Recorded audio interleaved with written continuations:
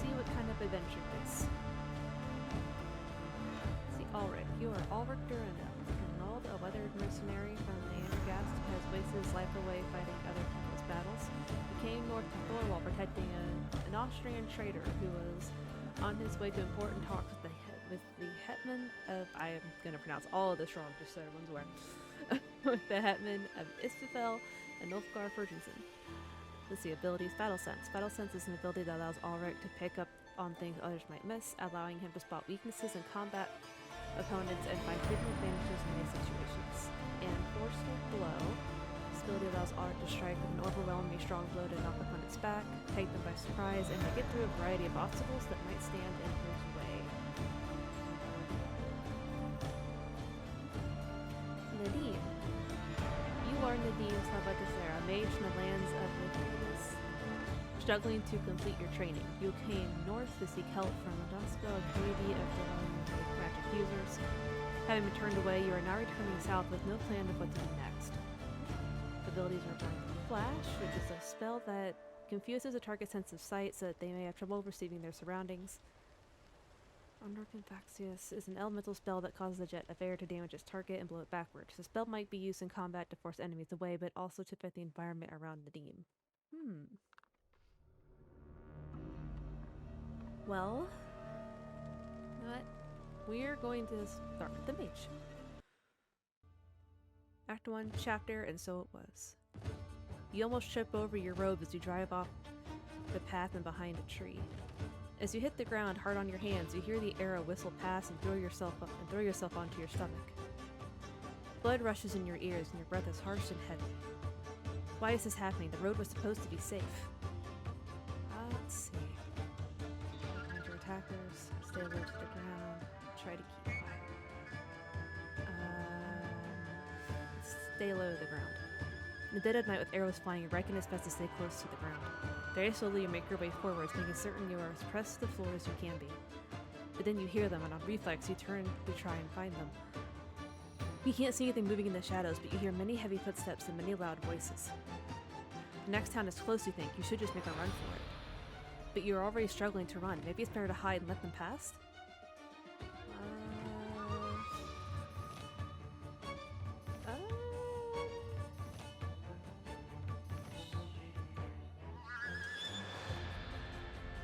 Let's try to hide. Yes, that's a better plan. So you immediately start looking around for somewhere you can hide yourself. There's a verge in the road, and if you lie on your front, then they won't be able to see you unless they're carefully looking. You crawl down into it, roll around and stay completely still, trying to resist the urge to look around for your assailants. Your mind is racing and nothing is clear. But just all the spells, all the formulae you know from your mind, that they add pressure every time. As the blood stops pumping so hard in your ears, you start to become aware of your other noises. Voices, getting louder, coming closer. Heavy footfalls pounding just as quickly as your heart. Painstakingly slowly, you turn your neck so you can look up on the verge, hoping to catch a sight of your chasers. They're frighteningly close, having slowed down to try to catch any sight of you. The first has already notched another arrow in his bow. The second follows him with a long, nerve-wracking axe held in both hands. And now you see the others coming out of the darkness too. If you're going to do something, it has to be now. Distract. You guys walk onto a small log on the verge, and the idea comes to mind to use it as a distraction. Painstakingly slowly, you stretch so that you can reach for it without making so much as a sound.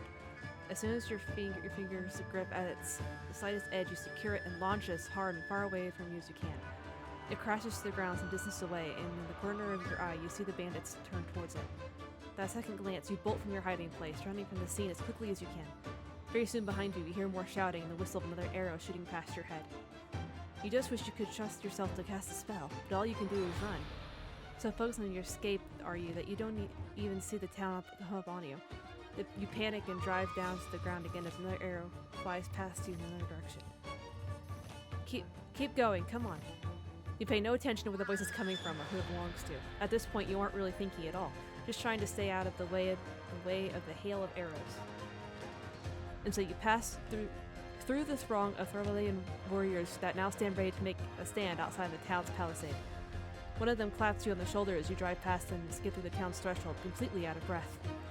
Behind you, shouts ring out as battle is joined. But all you feel is overwhelming relief, as beyond every one of your expectations, you actually make it back to safety. It's not a long fight, and those who were chasing you are quickly routed by the town's defenders. They ask you many questions about the chase as they invite you into the town proper. Then you can finally rest a while, laying down your burdens until morning comes. It's a cold but bright sun that rises over the thatched roofs of the Islafell to greet you the next day. You feel as though your eyes had barely closed before sunlight started breaking through the window. A gentle breeze tugs at your clothes, and the smell of salt on the air helps to keep you awake. And the town wakes up around you as though nothing had ever happened. People open up their shops and services for the day. Seagulls call overhead. Over the din, you hear the blowing of bellows and the pounding of a hammer against steel as the blacksmith gets to work. Outlander! No sooner have you stopped at a market stand of freshly baked loaves and buns than you hear her call. You immediately recognize her as one of the warriors who came to your rescue at the palisade. Amongst the rest of the townsfolk, she stands out in a dress much richer and brighter in color. Estrid Orchestra, we met, briefly, last night.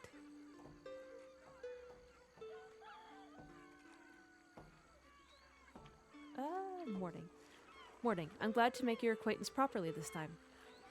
Indeed, let me be the first to give you a proper welcome to Islafest. I'm going to say this wrong, I'm so sorry.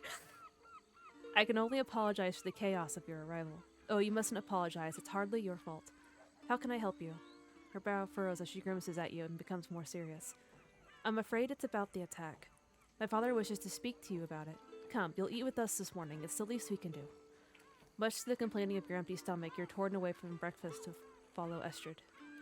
She leads you further inland, jostling through the crowds as the town wakes up around you.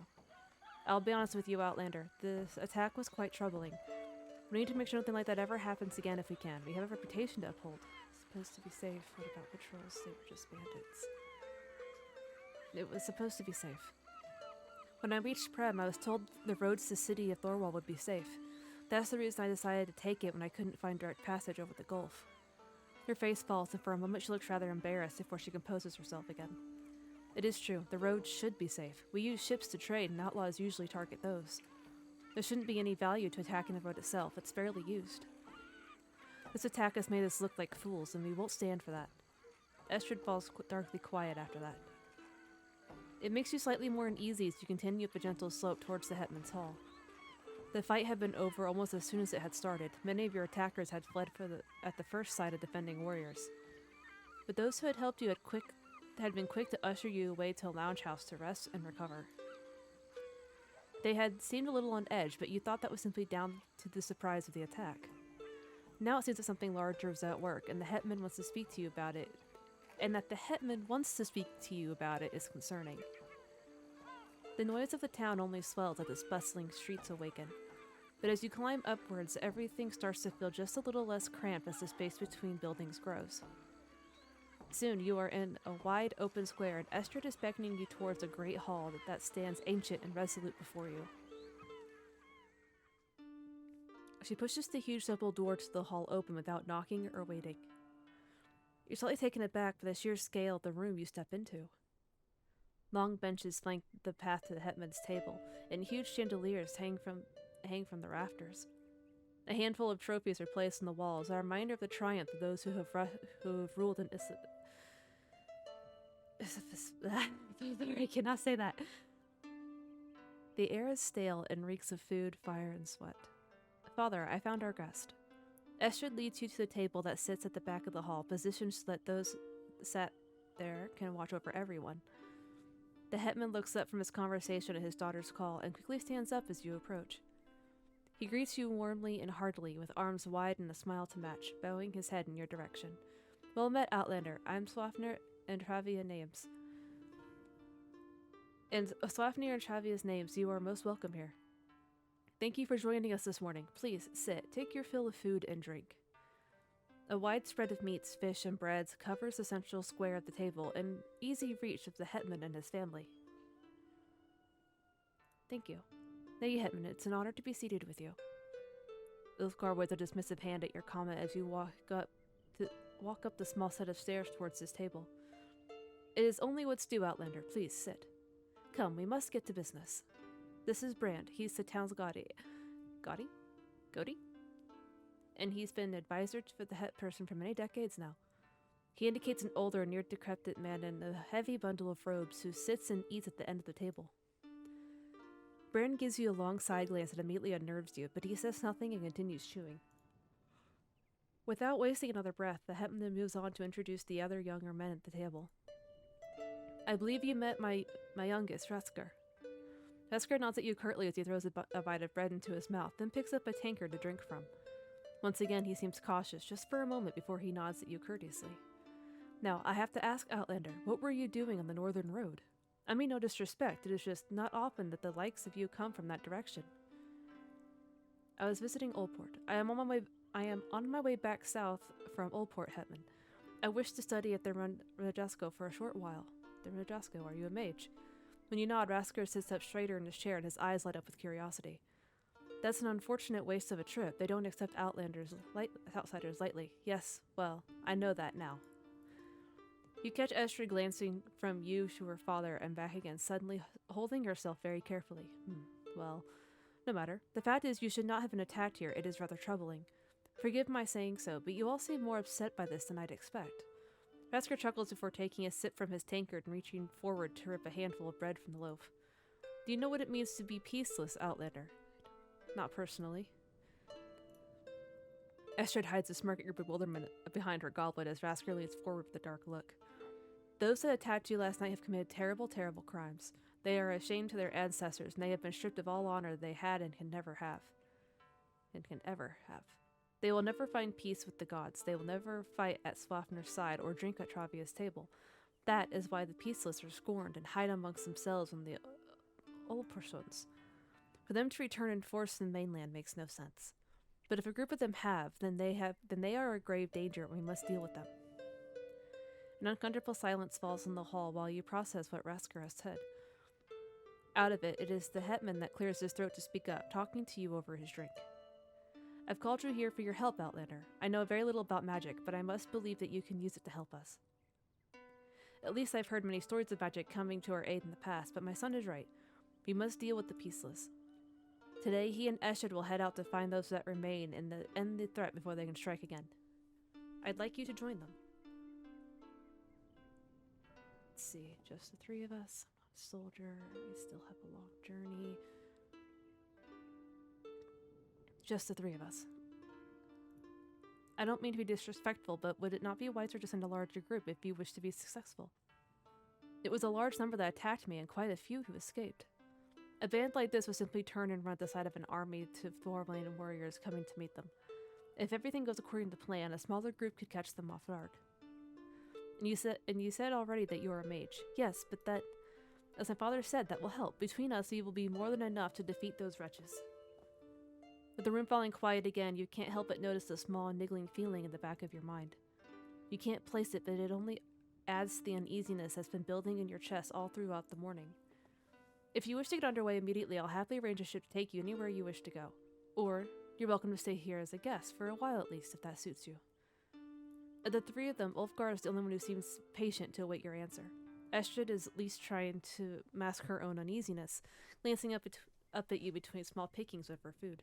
Rasker, though, makes no effort to hide the fact that he's on edge, staring at you over his meal. Something's wrong. Something's wrong. Something's wrong here. You weren't telling me something. In the same moment, Rasker rolls his eyes in frustration. Estrid sighs and rubs hers.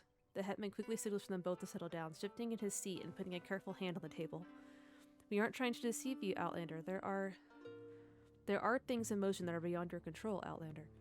The stranger at the end of the table has been so quiet throughout the meal that you had forgotten he was there. Now, though, you look at him as he spits out a fishbone and glances across at you. And under his gaze, you feel the hair on the back of your neck stand on end. It is the will of the Runjas that you are arrived here. If they had not wished for you to be here, you would not have come all this way. And yet you are here, so that you may aid us in this. The hetman did not wish me to tell you. He thought you may doubt that what the Runjas have revealed to us. One look at the hetman tells you that he is feeling a measure of regret at the Gotti's outburst. But again, he awaits your response. They say... what did they say? That an unknown mage would aid us in what is to come. Before you arrived, we did not understand what they meant. But then the Peaceless traced you to our doorstep. The Runjas have revealed their will to us. I'm sorry that I wasn't more open with you until now. There's a little more we can say, Father. Either the Outlander will help us or she won't. You're very conscious that all three of them now await your final answer. But as you sit in silent contemplation of his words, your eyes are drawn back across the room to the Godi. He has gone back to his own little world, chewing on some dried fish and staring off into some part of space. But you feel pressure building, left with very little time to think about your decision. Especially as the Hetman and his family have all now left their meals alone and are fully focused on you. Your mind teeters a little at the idea that your arrival in Isisfell was preordained. But at least it explains the sudden change in the room's undertone when you told them you are a mage. And there's that niggling sensation again, chewing at the back of your mind. Are we agreed, Outlander? You sit, stunned for one more moment. Then you are overwhelmed, and without realizing it, you nod, just once. Agreed, Hetman. I'll help where I can. Then your word is a pledge to me. There is no hint of his jovial nature now. He is grim and reserved as he nods. You should all prepare to leave as soon as possible. Good hunting. Ooh. You know, I really like the art style and everything. Like, it all looks gorgeous. I'm assuming I need to go there. Yes? Blessing of the hunt. You met with the Hetman's children, Escher and Rasker, in order to prepare for the task ahead. Oh, hold on. Can I move the map or anything? Like, can I go? What's this? Oh, that's the menu. Okay. You know what? Let's save. Just because. Okay. I can't move the map or anything? No? No? Okay. Alright. Chapter Blessing of the Hunt. Preparations do not take long. You're told to bring as little as you can, for you'll move swiftly and sleep roughly should the need arise. In truth, there is little you can prepare. You have no weapon and no armor, and a limited list of mantras you are certain will work. It doesn't take very long either for you to start questioning why you said yes to such a venture. You're no soldier. You know the theory of some basic defense, but you have never actually used it in anger. And on top of that, the words of the Hetman's Godi are still playing on in your mind. Thorwhalers leaned heavily on the will of their Runjas. Over your weeks of travel in Thorwall, you have heard many talk about them as part of their day-to-day lives. You didn't expect it to suddenly affect you so personally. Is it really their will that you be here now? If so, why? Why not someone else? These questions grate on you, no matter how hard you fight to shake them off before you reach the palisade. Estrid and Rasker are waiting for you there. They both cut far more imposing figures, dressed and ready for a fight. They both acknowledge your arrival with a quiet nod as they glance over your equipment to gauge your readiness. I still think we need more. Even if there are more peaceless skulking about, they will not be no match for us, Outlander. We'll be fortunate if we can all take part in the fight. He gives you a wide, confident, self-assured grin that makes Estrid roll her eyes and shake her head. Rasker's a little brash, Outlander. Your concern is appreciated, truly. Before we begin, we will ask Swafner for a blessing. Will you join us? I don't think it's appropriate for me to take part in something like that. It doesn't matter that you are not a Thorwaller. The gods will welcome it either way. Feel no pressure, Outlander. For us, this is tradition. It goes unnoticed by her brother, but you hear the very slight pause in her explanation. It is our duty to fulfill. For you, the offer is extended only if you wish for it, though I'm sure the gods would welcome it. Okay. Then it would be an honor to join you. Estrid bows her head to respect your decision before moving to break the circle you have all formed in the street. As she walks away from you, you catch the subtle but strange look on her face, somewhere between disappointment and concern. Rasker, meanwhile, doesn't hide his joy at your decision. They line up next to each other a few steps out of the way of the path out of the town.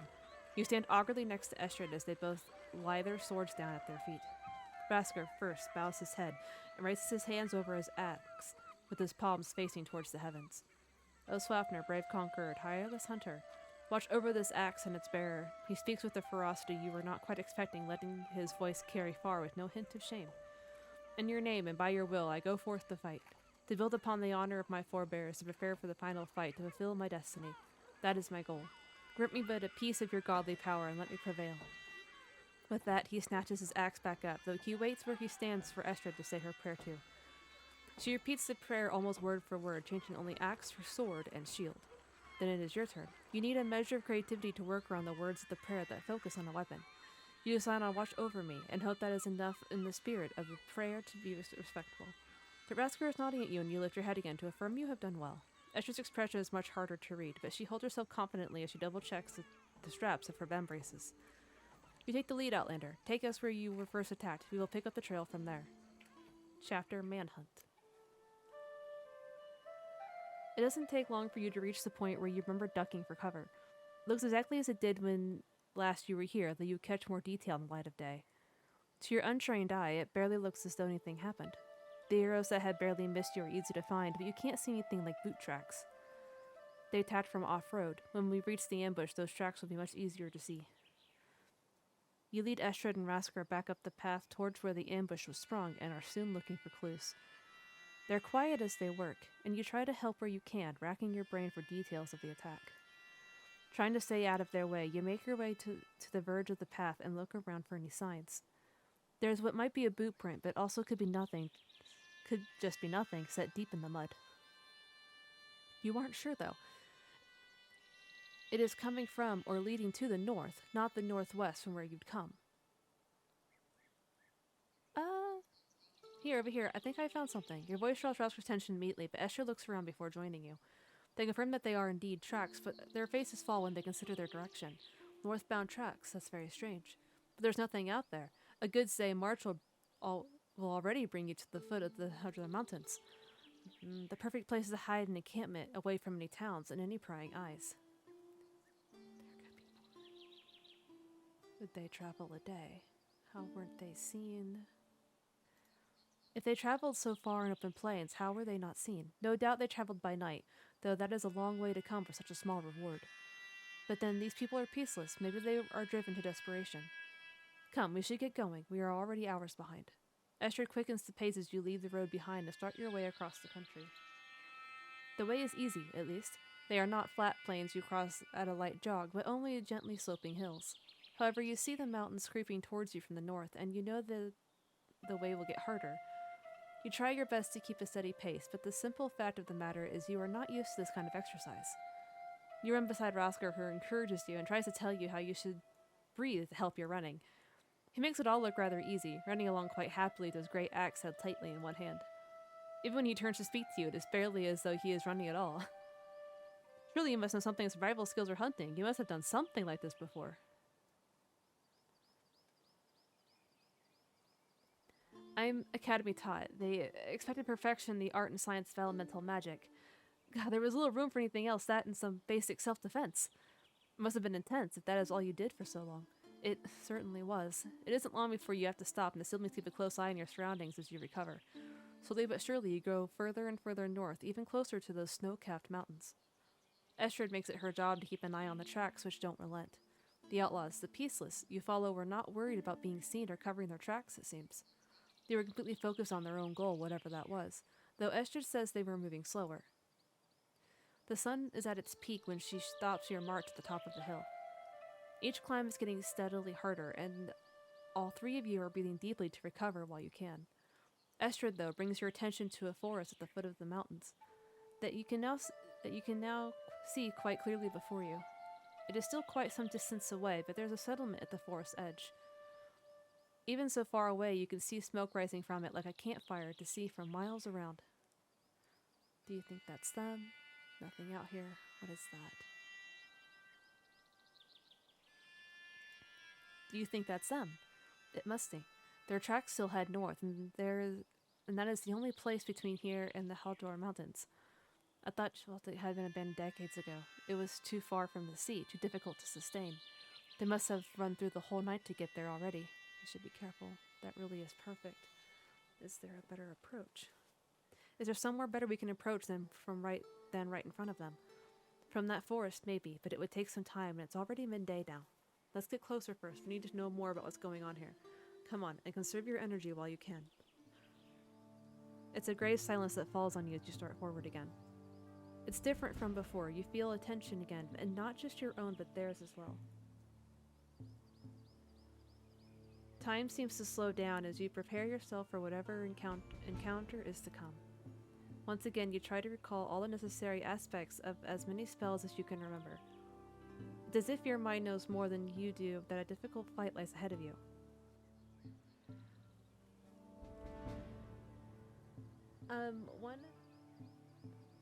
Let's see. It must be mid-afternoon by the time you eventually arrive. As the earth starts to slope more steadily upwards underneath you, Estrid orders you to slow down again. Soon you are crawling through long grass, slowly and on your bellies, as to not draw any unwanted attention. After what seems like an eternity like this, through the blades and reeds around you, you see Volgic. At least, you see parts of it. Where the long grass stops, a small dirt road cuts across you from west to east, leading off towards the mountains. Beyond that, you see the remains of a very small village built across the uneven land of the mountain roots. A palace blocks your view of most of the village, but you see some of the ruined rooftops. If it weren't for the 2 guards standing at the gateway, you'd say no one had lived here for a long time. They're expecting trouble. Why else would they keep watch? It's 2 guards. We can take them. There are far more than 2 beyond those gates. They'd beat on us in moments. The Outlander's right, Rasker. We can't just go charging in. We need to be smart about this. Bah. Whatever we are going to do, we need to do it quickly. Trying not to move the brush around you too much, you look across to Estrid, who is biting her lip in thought. Hold on. Look. Coming down the road. You crane your neck so that you can see whatever it is that Rasker has seen. From the west, another outlaw shoves a man down the path towards the abandoned village.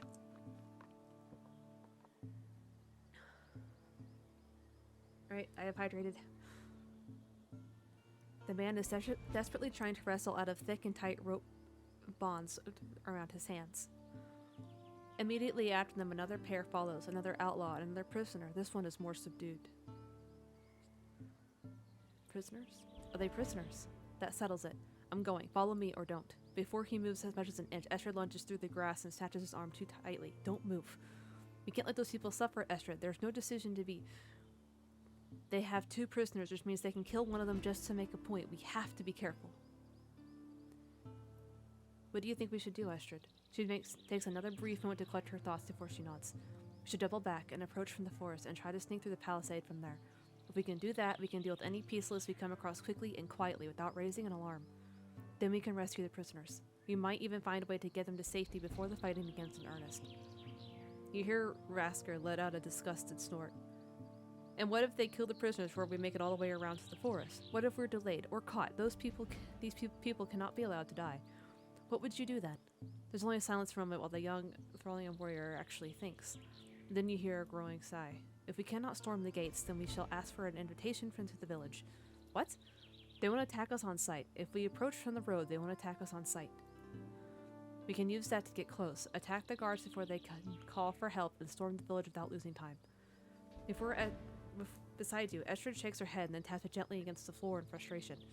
You cannot be that much of a fool, brother. We are outnumbered. That kind of attack will get us all killed. The prisoners have already long been dragged out of view, and there are no more hints as to the peaceless' true number. You simply do not have enough time to give either plan proper thought. Whatever plan you choose, there will be limited time to execute it.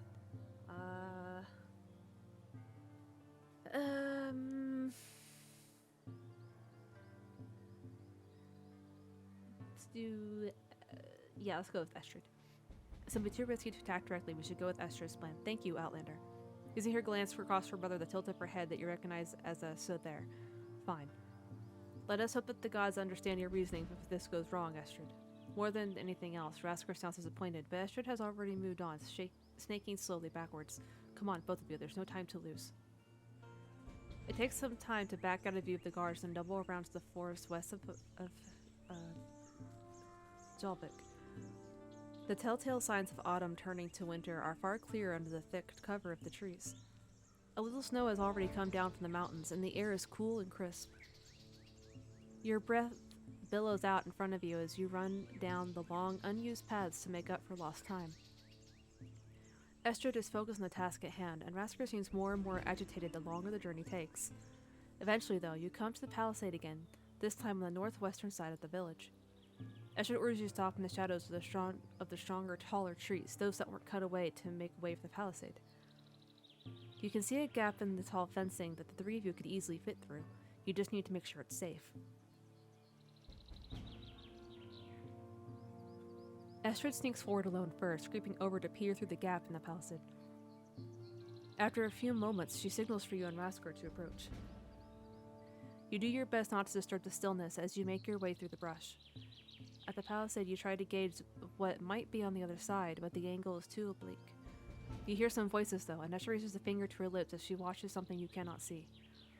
When the voices die down, she nods and speaks in a breathless whisper. It doesn't look like they're on guard or patrol, at least not here. I can't see the prisoners, though. We will sneak through and then split up and make our own ways through the village. If we don't find them before we get to the square, that's where we'll surprise the peaceless. Understood. Slowly and unsurely, you nod to show you understand and set your mind on the task at hand. You take another careful look and listen to make sure you don't run straight into the path of any peaceless. And then you push through the gap, shoulder first, noiselessly squeezing between the wooden uprates. Even before you are through, you start to take in your new surroundings as you sneak into Jolvik. You take a moment to take a stock of everything you can see and everything you can hear. Everywhere you look, there are old, dilapidated wooden houses and gardens overrun with wild flowers. Broken cobblestone paths lead away deeper into the village, and the air stinks of rotting wood. Where it was quiet before, now you hear voices in the gentle wind, though you cannot see their source. And all of a sudden, the tension feels so much more than it did before. You find yourself wishing you had some kind of weapon to defend yourself with, but you wouldn't give for a staff. Behind you, Estrid and Rasker creep into the village too, staying quiet as they carefully look around. They quickly disappear around corners you can't follow, and your attention turns to the matter at hand. You must get to the village square unseen.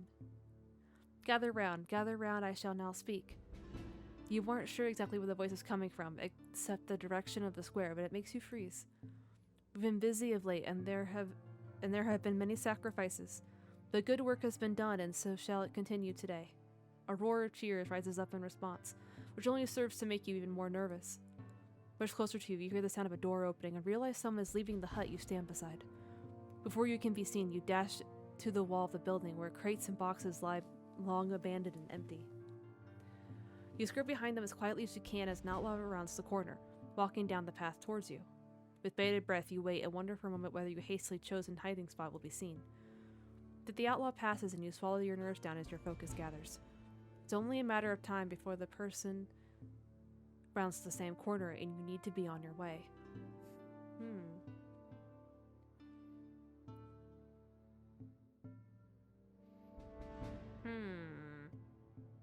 You know what? We will use blinding flash. See what happens. As you consider how to deal with the situation, an idea comes to you, a memory of a spell from your training. You squabble with yourself for a few moments about whether it's a good idea and then settle on it. You close your eyes to better focus the formula and picture the gestures as they were shown to you. When you open your eyes again, the outlaw is rounding the corner and you rush to put theory into practice. You finish casting just as you think the outlaw is going to shout out, holding your breath for a painstaking moment. Then he scrambles backwards as if blinded by a sudden bright flash of light, feeling his arms in front of him desperately. Opportunistically, you dash forward and hit him over the head as hard as you can. He crumbles to the floor, you think, unconscious, and you feel a strange sense of pride in wrongdoing. You never wanted to use magic such a way, but then you never wanted to be caught up in anything like this either. Enough, the siblings are expecting you. You take up the hatchet the outlaw had brandished. You weren't sure how to use it. If you had another choice, you wouldn't, but it'll have to do for now. You turn your attention to the next street, which is a downhill staircase of broken stone steps. You're relieved to find an alcove where you can sink into, where you can relax a little and take stock. In the square, the peaceful seem to be gathered around this mysterious speaker. To your horror, you see the prisoners being dragged up next to the speaker by an outlaw with a dagger. Your people abandoned you. They call you peaceless. They say you will never have honor before the gods. Well, I ask you, my friends, what will their honor be worth when all of their gods are dead? There's another chorus of cheers from the crowd, and you see the prisoner sob and bow his head. You need to get closer, but between you and what looks more and more like sacrifices another outlaw. She stands by the wall of a house across the stepped path, watching the ceremony with folded arms.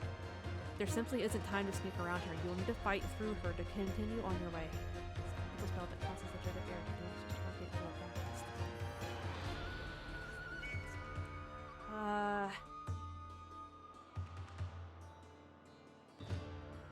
Let's try magic again. The moment you'd make a sad decision. Who needs time when you have magic? You find it strangely easy to construct the formula for Orcanophaxis, easier than you expected at least.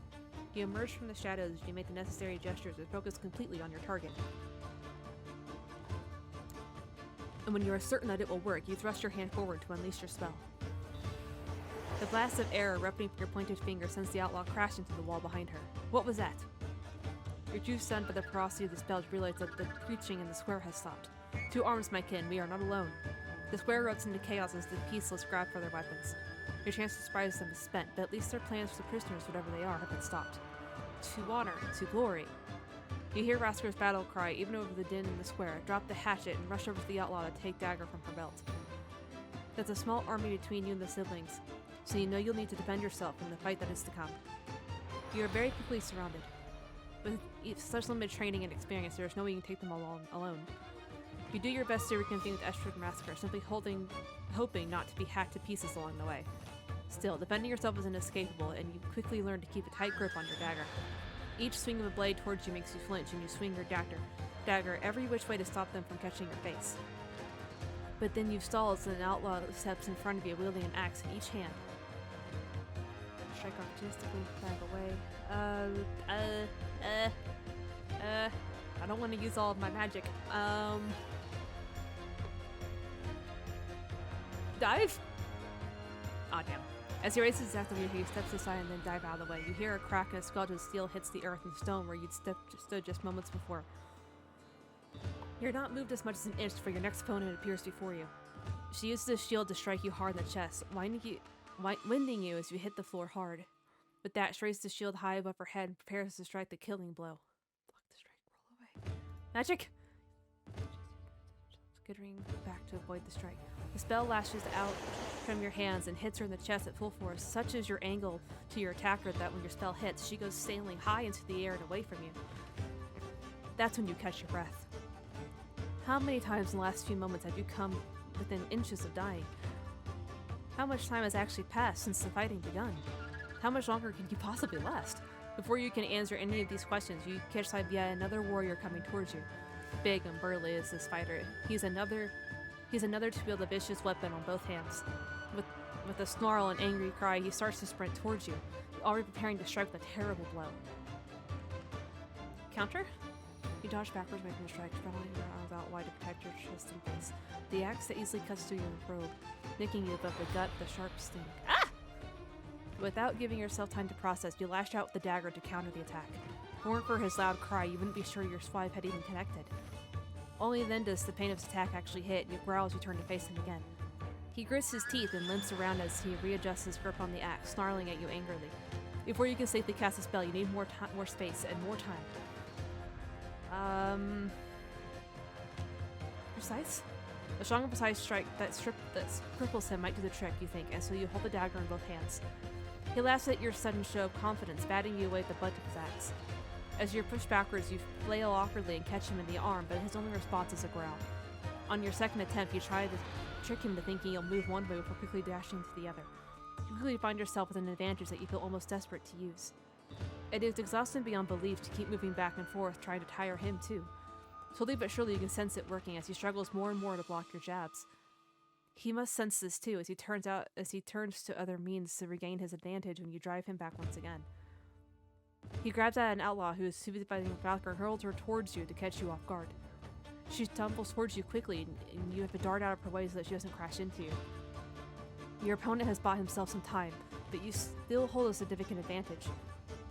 With a desperate cry, he overswings once again, and he gives you all the time you need to finish the fight.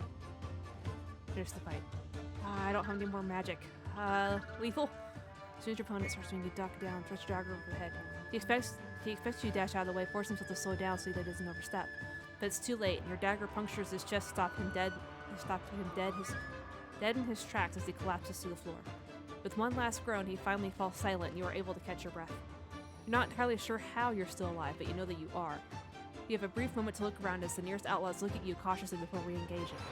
Nearby, the Hetman's children are still fighting away. Estrid is struggling, trying to fight off one warrior with her sword while another grabs at her shield. You see her kick violently at the first, only to be lifted into the air as the warrior catches her foot. She manages to free herself by twisting around like an agitated cat, stabbing the second warrior in the collar. Meanwhile, Rasker howls and cries as he whirls his axe around in wild and unintelligible screams. All it seems to do is drive the crowd of outlaws around him back, but they quickly close in again. The three of you are being boxed in together not far from where the speaker originally preached. Their numbers advantage is beginning to dwindle now, with many of the peaceless lying either dead or too injured to fight. They still hold a numbers advantage, and you'll have to work together to stop yourself from being surrounded.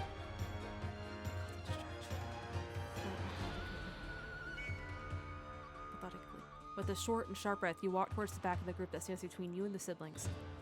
When you're within reach of the first, you grab her by the shoulder, taking her by surprise. Even if you can make it to Estrid Rasker, you know the fight won't just end, so you conserve your energy that you have. Instead, you fight through to the siblings with controlled and smartly timed jabs of your dagger. None of the warriors you face are harmed in the process, but they are at least learned not to underestimate you. Estrid and Rasker fight on as you finally reunite with them, both tired, hurt, and covered in blood. Have you seen the prisoners, Outlander? Estrid shouts at you while she fends off the remaining pieces with her shield. No. There's nothing we can do now, Estrid, except keep fighting. One of the warriors tries to wrestle Rasker's axe from his grasp. With a growl, he headbutts in the way again. We're almost through. No sooner has Rasker spoken than out of nowhere you feel your heart sink in your chest. It only lasts the briefest of moments, but it's so intense and so crushing that you are left stunned by its arrival. All three of you freeze and find yourselves breathing hard as the fighting comes to a sudden stop. And as you swallow uncomfortably, your eyes are drawn to the speaker, who stands on the other side of the square. He holds up a trinket that fits in his outstretched hand, which he has thrust towards you like a weapon. On it, you see the lines etched in the metal like some archaic and mysterious symbol. It is one and the same simple paint on every shield you can see, and some freshly inked tattoos as well. As your eyes lock with it, you're filled with a strange and nervous tension that fills you with discomfort. Your first instinct is to run, to keep it out of view, to do anything that will shake that discomfort from you. Speaker must see it in your face, in one of your faces. He chuckles and starts to step behind the crowd of peaceless that now grew between you. You shall not know peace. Kill them. With a cry, the peaceless come at you again, and only a quick block of Estrid's shield saves you from certain death. If we can stop the sorcerer, then we can put an end to this. Very well, with me then. Rasker gives a furious cry and swings his axe in both hands, almost full circle around himself. The remaining peaceless dive backwards out of Rasker's way, staying between you and your new target. But if there is magic at work here, then you know you must strike before it clouds your mind once more. You have to get past these warriors somehow before the sorcerer can distract you again.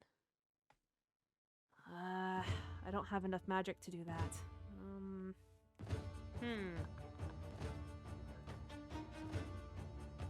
Do I take a risk to go around? If I fight through, I'm gonna die.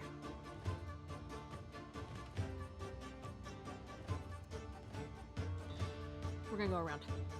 Hold them off. I'll go around. Estrid nods your understanding, and you leave the two of them to fight the peaceless off their own. Instead, you make for a nearby street, racing over the broken stone slabs to get around the fight. It takes longer than you expected, and far longer than you'd like.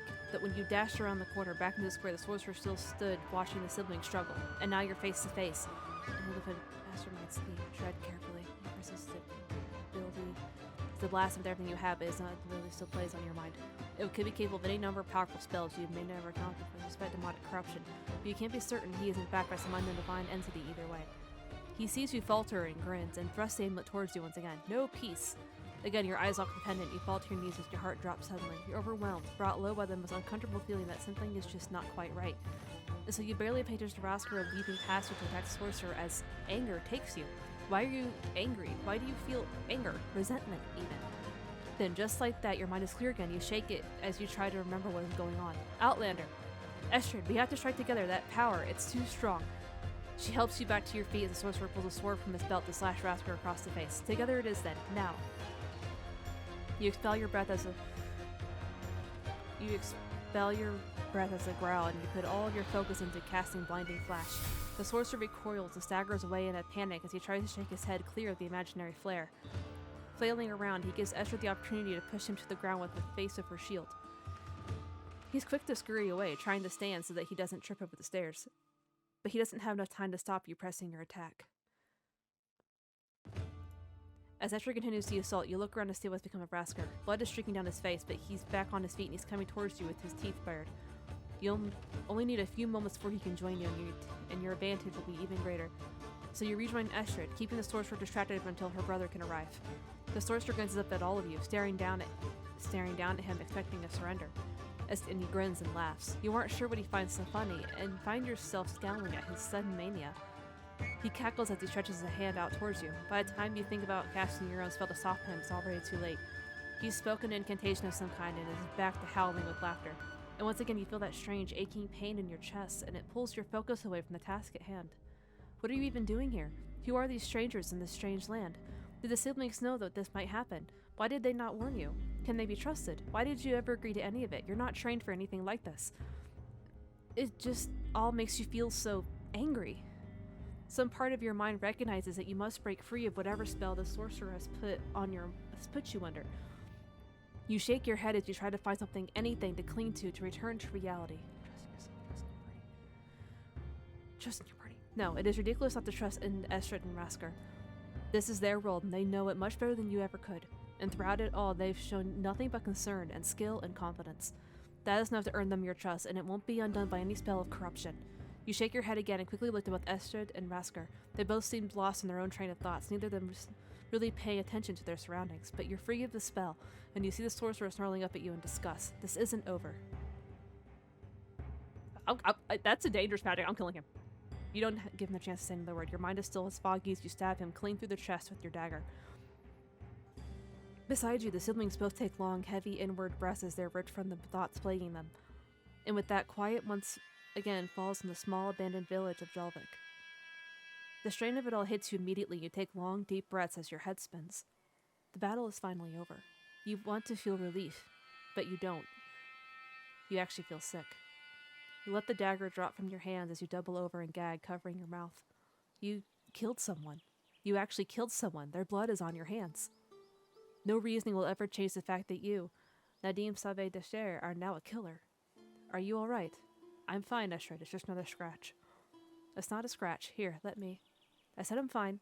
You're brought back to reality while they're bickering, and look up to see them both looking angry and upset. Rasker quickly stretches his arms out towards you and laughs as he sees you looking at them. Thank you for your help today, Outlander. This was much easier with your help. He must see something in your expression, as his quickly changes back to a scowl. Are you alright? No, I'm not alright. I don't even have a word for what that was. It was a hard fight, but you did yourself proud, Outlander. You fought well. As Astrid paces around, she finds herself standing in front of one of the peaceless fallen shields. She uses a foot to kick it over, and then take a long, hard look at the symbol painted on its front. I don't know this writing. At first, I thought it might be a symbol, but if it is, then it is none of any of our gods. Something fouler was at work here. He never mentioned any names. All of you turn towards the voice once again on guard at the first sign of a new threat. You immediately recognize one of the prisoners creeping through the door of a nearby ruined house. At the sight of the siblings' weapons, she immediately puts up her hands, though they're bound together by thick ropes. The second prisoner appears behind her a moment later, looking around nervously. The first indicates the sorcerer's body was with a nervous pointing finger. Before you arrived, he never said who or what they follow, and neither did any of the soldiers who captured us. He just kept complaining about the way the peaceless are treated. Never mind that. Estrid hurries over to untie the bonds around their hands. Are you both alright? Fine, I think. A few scrapes and bruises, but we'll recover. I think. When she's free, she nervously looks around at you while Rasker unties the other prisoner. I'm sorry to you both for this whole ordeal. They both nod, but both still seem shaken and afraid as they rub their wrists. Is there anything else you can tell us about these people? Anything at all? Both of them are quiet for a long moment, as if they aren't quite sure what to say. Eventually, the man shrugs. They're peaceless, obviously, but they're all wearing that symbol on their shields, too. They weren't wearing the shields when they captured us, and I've never seen it before, either. So they wanted it to remain a secret, then? They both give a weak shrug, looking at Rasker as if it should be clear that they don't hold all the answers. I understand. That's enough for now. You can return to Isabel with us. From there, we'll make sure you return home safely. Slowly, they both nod their understanding. Estrid shepherds them towards the village's gateway and tells them to warn her if there's any sign of trouble. When she returns, she glances again at the shield she kicked over and then takes another glance around the place.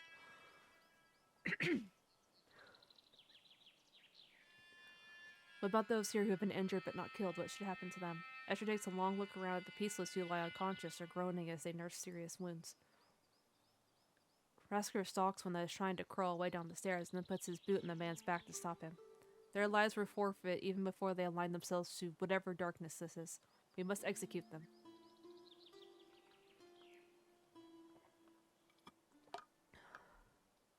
Is this how justice works in Thorwald? No trial, no accuser. They already had their trial, Outlander. Their exile was their punishment, and they are neglecting that. This is the right thing to do. No, wait a minute. Perhaps we should keep one alive. Nods on his sister angrily, but she pushes him away and signals for him to calm down. All this is strange. The peaceless gathering on the mainland like this. The symbol, the sorcerer, the ceremony. It's all wrong. We should try to understand it, in case we need to know for the future. What could we possibly need to know that we don't already? They were exiled and have returned, and they have accepted the path of the sorcerer who speaks against the gods. Father would banish us both if we dragged them through his hall when we had a chance to end them here. And what if this is leading to something else? Would you simply have us fight it blindly? A prisoner can tell us if there are other places like this, other people doing things like this. I mean, technically you're both right. But I'm gonna go with Estrid on this one. Estrid is right, Rosker. We should take one of them back to Isabel. Just one. If all this is so strange, it only makes sense to take some precautions. It's the right thing to do. Estrid smiles a very small, very relieved smile before she turns back to her brother to see if he understands. Father will understand, Rasker. If we don't try, we may not see something even more dangerous coming. Rasker fumes at you both for a long moment before he snarls and waves a despairing hand in your direction. On your heads be it. I will not have part in this. Estrid collects the rope she untied from the peaceless owned prisoners. She uses it to bind one of the surviving warrior's hands and gag him. Then she looks back at the two of you with further instructions. Let's get this done. We will already be arriving back at Isabel after nightfall. Your work brings you easily into the late afternoon. Rasker takes no issue in ending the suffering of those peaceless who survived the battle. Those who try to flee are met with an even angrier end. And then you are faced with a pile of corpses that Estrid bitterly sets aflame.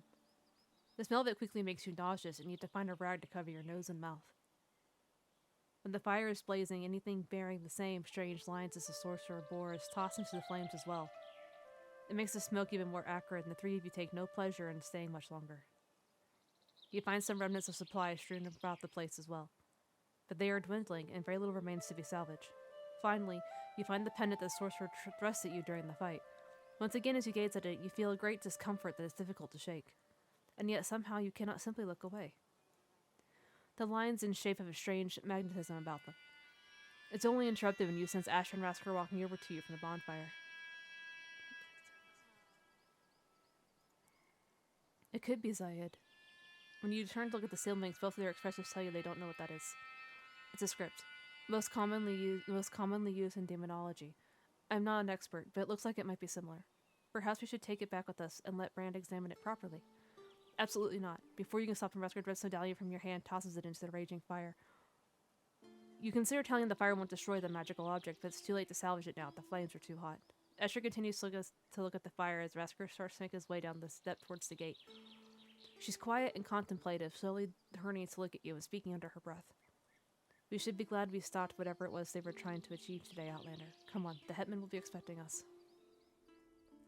It must already be early the next morning when you finally trudge into the Hetman's hall. The journey back to Isfell was much slower than the journey to Jalvik, and you're tired and hungry. And you are still left in an uneasiness that you spent the hours-long walk trying to shake. All in all, after 2 consecutive nights of exhaustion, you are looking forward to a good night's sleep. The Hetman is sat at his table chatting quietly to one of his warriors when your small band approaches. Just behind him, unconscious, nonchalant in his defeat. Let's see. Oh. He and the warrior both stand with their hands straight to the pommels of their swords, but Ulfgar's face quickly changes when he sees the others you have brought with you, their lives in ruin. He listens carefully, somberly, respectfully as the Varnheim townsfolk tell their story. He tells them the Runges have been kind to them and that the ordeal is now over and he wishes them well. Then he asks the warrior who sat with him to escort them to a longhouse until the sun has risen. As soon as the door is closed behind him, his expression becomes thunderous. He turns on the prisoner they have brought to you, that you have brought with you. After staying quiet for so long, he returns to look with a cruel smile. How dare you darken my doorstep? I should slay you where you stand, here and now. The outlaw grins toothily at the hetman, but says nothing. Ulfgar barks at Estrid, who tenses visibly. Explain yourself. We need answers, father. The peaceless, gathering here like they did, kidnapping townsfolk on the open road, allying with the sorcerer. We need to know whether they could be a further threat, and we can't if they are all dead. So you brought the danger into our home, I told you. Oh, enough out of you. Father, I ask you to consider this carefully. He is only one survivor. We can still cut off the head of the snake. But only once it's spoken.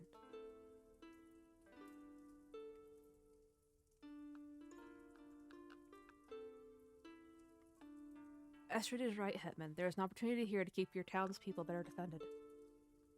Estrid gives you an appreciative nod before she turns back to her father. The Hetman looks down at his daughter in grave thought for a long moment before he sighs.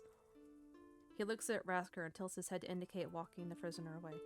Snarls and lashes out the prisoner, throwing him back towards the hall's entrance. Estrid, meanwhile, has bowed her head low, though you are not sure whether it is in regret or in defeat. You cannot just do things like this, Estrid. It's not our way. If you had asked me first. He speaks far more softly now, but it doesn't make Estrid's response any less pained. She looks back up at the far wall, keeping her expression stony. I'm sorry, father. He grimaces, saying nothing for a long moment before he dismisses her silently. She bows her head first to him, and then to you, and follows her brother towards the front door. He quickly turns to you and puts his hands behind his back to address you professionally. Regardless of the end result, I must thank you for your help today, Outlander. You've done us a great service. It's the least I could do. It's the least I could have done, Hetman. Now we are even. But I don't care much for keeping scores settled, Outlander. That said, I will still prepare a ship for you tomorrow if you so wish. But I did wonder whether you'd consider staying just one more night. I'm holding a feast tomorrow, little more than political nonsense, but you're more than welcome to stay. He considers you for a long moment, and after his performance at breakfast, it doesn't take you long to become a little suspicious.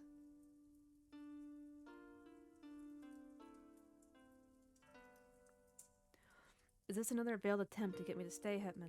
He grins, nods his head, and then laughs heartily. I deserve that. No, it is a simple offer of hospitality, Outlander. Your immediate impression gives you no reason to believe he's lying, and you find yourself considering the offer. You've been on the road for a long while, and one day would hardly hurt. And besides, you have a strange, nagging feeling in the back of your mind. Somehow it feels right. Yes, I will stay one more night. I look forward to it. He raises his hands in celebration, and then claps and rubs them together. Good decision. Then I bid you good night, Outlander, and tomorrow we shall feast. Oof. That's a lot of reading.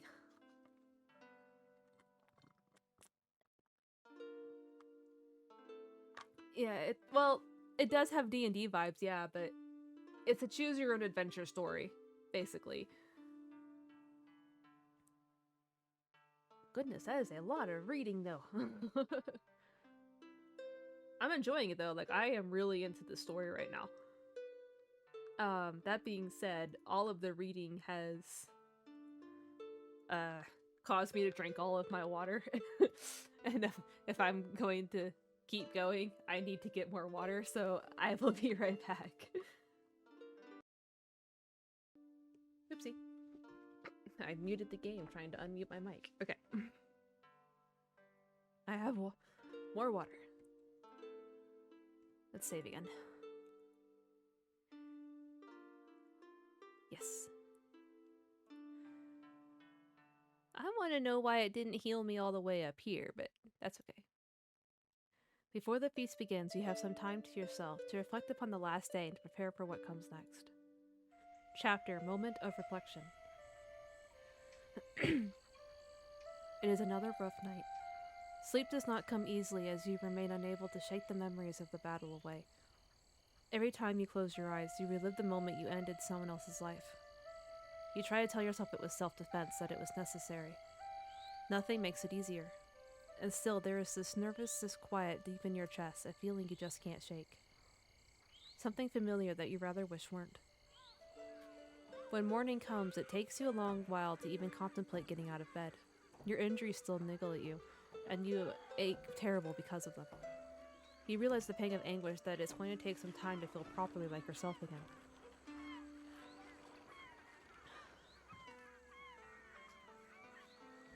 In the light of day and with no imminent threat about you, you notice how disgustingly filthy your clothes are. They were already caked in mud from your flight from the peaceless outlaws, but now they are bloody as well. A small voice in your head nags at you to get them clean, to maintain dignity and esteem as any maid should. But you are under no such obligation, and you're hungry and in need of some fresh air. Let's find breakfast. No, your clothes aren't that dirty. You can go another day or two at least before you need to wash the dirt out of them. Instead, you resolve to find some breakfast. You never did get to try that bread from the market down the road. Hopefully this time you won't be interrupted with another request from the hetman or his children. The streets are already quite crowded by the time you leave the longhouse, as another busy trading day is underway. There are some stalls open at the market as well, and more traders from south of the Thorvalian border. Voices shout and yell over one another in an attempt to entice you and everyone to their stand. But amongst them all, you can find the same baker stand that you had wanted to select from yesterday. The crisp autumn air helps keep you awake as you find the end of the queue and wait there patiently. It is the first time in some while that you have woken without motive. You quite enjoy not having to rush. As you stand in line, you begin to think again of how you came to be in Isabel. Your contemplation is interrupted when you notice that you're being watched. Ahead of you in the queue, a young child stands with their mother, looking up at you innocently. They've probably never seen anyone look like you before, or still lack the tact of an adult. You give the child a small smile and a friendly wave, and they enthusiastically wave back at you with a wide grin. And their mother notices she smiles, and then steers the child away from you with some brusque Thoralian. The look on the child's face sticks with you for a little while as you go about your day. They seemed very carefree, far more carefree than you were at their age. No strict schedule, no expectations, no pressure. Just the unbridled joy of childhood, something you cannot say you are very familiar with anymore. Come the afternoon, you're able to think about the battle at Jalvik with a little more hindsight. You are wandering the town, still trying to clear your mind, and find yourself outside of the Hetman's Hall. You find it hard not to recognize that you actually managed to cast a spell during the fight. On one hand, part of you is surprised, because you managed to prove so many at the Academy wrong. So many of your teachers who told you that it was critical for any mage to be able to cast under pressure. The teachers who criticized you for becoming flustered under the pressure of all of your tests. But on the other hand, another part of you is glad, because you finally proved that you can do it. If only any of them had been there to see it, and if only it weren't already too late. There was a moment during the fight when Escher and Resker had been struggling against the Peaceless. If you hadn't been so caught up in the heat of the moment, perhaps you could have thought of a spell to help them. Motoricus, it comes to you now in the blink of an eye. If you tried now, you could probably manage it. Far too late to be made any use, but perhaps at least useful for the future. It's quiet enough in the square. You can probably practice without drawing too much attention to yourself.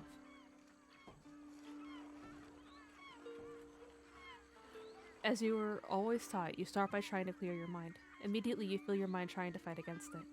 Thoughts, memories, questions. It feels like you are having to work far harder than you should just to stop yourself from interrupting the process. You're actually reminded of your struggle against the Peaceless for the mental gymnastics you have to do. With a sigh, you realize that you've already ruined your chance to find clarity and open your eyes again. Somewhere in your mind, someone is telling you to not be so impatient. On a fantastic start to proceedings. You press on anyway, choosing a small stone on the ground to act as the subject of your exercise. As you with any new spell you wish to practice, you start with the formula. But a sustained spell is even more complicated than it is something that has an immediate effect. You can't release the formula once the spell is cast, you must keep it in mind while you work. And that is where you struggle. On the first attempt, the rock you target skips forward about an inch. When you see that, you have to remind yourself to stay focused, and that in itself robs you of your focus. On the second attempt, you can't even get the stone to move at all, grimacing and burying your head in your hands. There is simply too much to think about. No teacher you ever had could teach you how to deal with that. You are troubled, Outlander. You lift your head out of your hand and see the old man from Hetman's Hall shuffling towards you awkwardly. Brand, that was his name, the goatee. He twists the end of his walking stick into the ground and he stops in front of you, leaning on it with both hands. You must clear your mind of doubt if you are to succeed.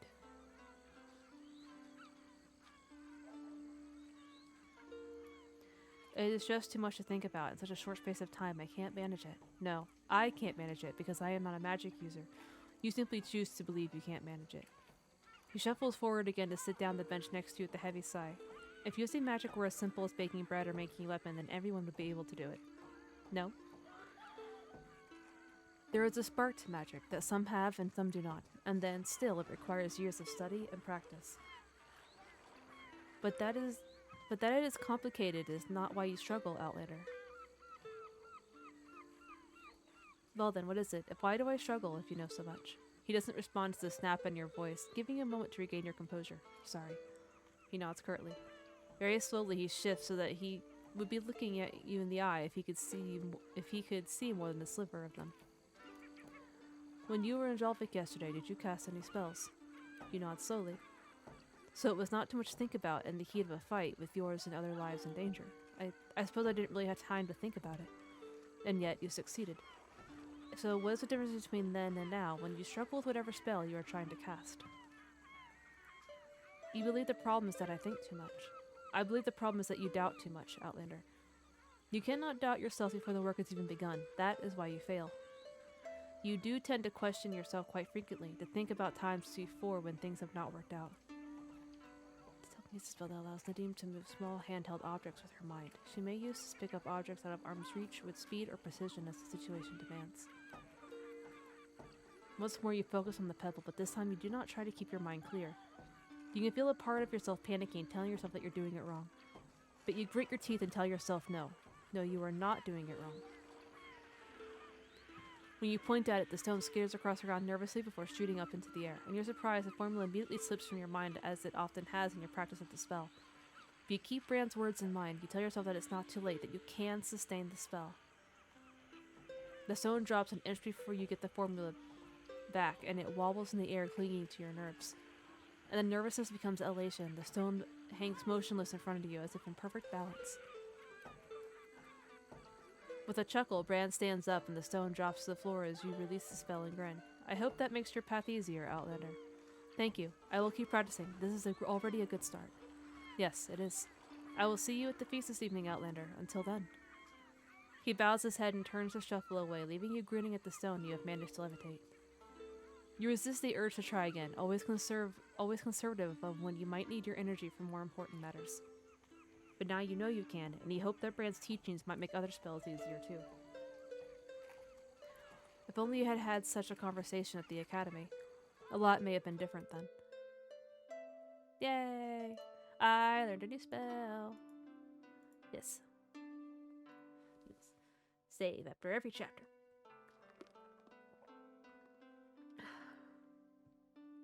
Okay. Next. Gods and monsters. When the time comes, you go to the Hetman's Hall to feast among the Throwallers of Isabel, but it is not long before you are met by some unexpected guests. Start. Chapter Gods and Monsters. When the sun hangs low in the western sky, you make your way back to the Hetman's Hall. The square outside is busier than you've seen it before. Merchants, warriors, and other travelers meet and greet each other before pouring into the hall.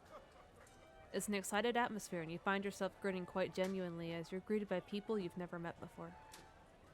And the hall itself is yet more vibrant and colorful, too. The central hearth roars, scattering light across the banners, trophies, and vines that adorn the walls and rafters. People talk merrily and laugh over stories, moving up and down in between the tables as they please. There's already plenty of mead and wine and ale being passed about, brewed both in Thorwall and abroad. At the side of the room, a skull tells a rousing tale of adventure, and a nearby small band plays too. And not too far away from the entrance, you spot Rasker in deep conversation, laughing and grinning. He sees you and politely ends his conversation as he beckons you over. Outlander, would you care for a drink? No, thank you. He waves a dismissive hand and finds a jug to refill his own tankard. Come, my father will want to know you've arrived. He takes you through the center of the hall, warming you with the blazing fire. Some fish and a few herd animals are being spit roasted over it, and you breathe deep the smell of cooking meat. At the head of the room, Ulfgar is actually sat on the table, deep in conversation with an Austrian trader. Brand sits quietly at the corner of the table too, watching people mill around the room. When Ulfgar sees you, he jumps up and spreads his arms wide, smiling merrily. Outlander, welcome. He wobbles as he steps down onto the floor and then vigorously raises his goblet to you. He takes a large gulp and indicates the festivities to you. What do you think? It all looks rather splendid, Hetman. I look forward to a good evening. Here, here. With that, he quickly turns back to the trader. I'll catch up with you later, Giselte. Raskar, where's Astrid? She's talking to the warriors from Vermag for you, father. Oh, right. He looks hurriedly across the room until he finds the group he is searching for and then charges off to greet them. Astrid sits in conversation with them, wearing a headband with similar design to her father's. When he arrives, she makes a show of introducing the two parties to each other very diplomatically. Yep. Well, it's a visual novel style choose your own adventure.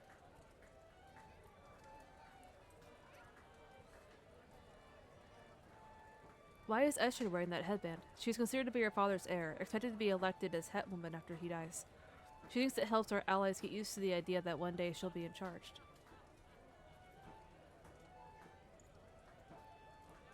Will you also run in that election? He shrugs and takes a sip of his drink, and some of the joy leaves his eyes. Estrid's been preparing for it for most of her life. I don't think I'd stand a chance. With the hetman now in deep conversation with the warriors, Estrid excuses herself from the discussion. She makes her way over to the head table, picking a goblet off the table to down its contents in one swig. Only then does she join the two of you, smiling broadly as she refills her goblet. I hope you're having a pleasant evening, Outlander. The smell of food is certainly making me quite hungry. Sit back and relax. We will start eating shortly. People come and go past the head table over the next half hour or so. Most are from Isisbel. Some are from wider Thorwall, and some even come from Nostaria or the Midden Realm. Ulfgar even introduces you to a mercenary from Andergast, responsible for escorting some traders to his feast. When they realize you are a mage, many of the Thorwallers become just a little more wary of you. Some of the visitors ask to see your magic in person and are disappointed when you will not indulge them. Those are all just sitting down to finally eat when the doors to the hall swing open once again. They open with so much force that everyone takes note and the festivities come to a lingering halt. Stood in the doorway are two men, both ragged and weathered, and aware that everyone is looking at them. The first of them acknowledges the stares, looking up and down the tables, nodding when he makes eye contact. The second only has eyes for Ulfgar, ignoring everyone else who watches him across the room. Your eyes flick quickly to the tremendous twin-headed great axe he carries easily in one hand. And then they are both in front of you, standing just in front of the step up to the stable. You find yourself swallowing nervously as you look up at everyone seated at that table. Then the hetman stands to greet them, putting his fist to his chest in a salute. Welcome. It's been a long time, Orlver Eriksson. As the hetman speaks his name, whispers back out across the hall. Next to you, Estrid splutters on her drink. You glance across as she stands, and Raskar leans forward in his seat as well, as if to get a better view of the visitors. Indeed it has, Ulfgar Fergensen. You're drawn back into the conversation with a gravely drawl of the taller man's voice. He and the hetman stare at each other for a good few long moments before the second of the pair clears his throat. Thank you for receiving us, hetman. I am Gunnar Ronaldson. I raid with Orlver. People all across the room start muttering to each other, drawing Gunnar's attention. Orlver, though, just stares forward darkly, keeping his eyes locked firmly on Ulfgar. The hetman stems the muttering with a raised hand, taking a sip of his drink before he continues. I'm glad you've come. I was not sure you would. It has been many winters since I've heard tell of you, Orlver. I wasn't sure my message would even reach you. Ulfgar's words seem carefully chosen, and when you glance at Orlver, he seems just as careful to respond. Before he does, Gunnar clears his throat again, rubbing his hands together nervously. Much has changed in those many winters, hetman. Perhaps now is not the time to speak of such things. Ulfgar studies them both for a few more moments before slowly nodding his head and raising his arms to the hall. Agreed. We'll speak later, and you are welcome to eat and drink with us a while. Meanwhile, please, sit anywhere you would like, everyone. It is time to eat. The hetman sidesteps around the head table and then marches to the hearth to help with the preparations himself. The men find seats on one of the closer tables, and slowly and cautiously the room begins to fill with chatter again. You're slightly bewildered by the interruption of the evening's tempo. When you turn to the Hetman's children again, they are both still looking at the strangers with curiosity and suspicion. Rasker, who are these men? Do you know them? Know them? No. No, of him, yes. He tilts his head in the direction of Orlver and takes a sip of his drink before turning to Estrid. You didn't know he was coming. Estrid shakes her head, staring at the pair as she taps the table nervously. Ulfr calls on a procession of people to help him pass out food and more drinks. Trays and trays of bread, fish and vegetables, and more jugs of alcohol are all circulated. When Ulfgar makes his way around the room again, making sure all the guests are comfortable. As he tries to pick spirits back up, Rasker leans across to his sister to tell you more about the mysterious men. Ulfgar Arviksson is a famous raider outlander, or he was. There are many stories about his exploits, and few of them are good. He is considered a brute and a savage, even by Thorwaldian standards.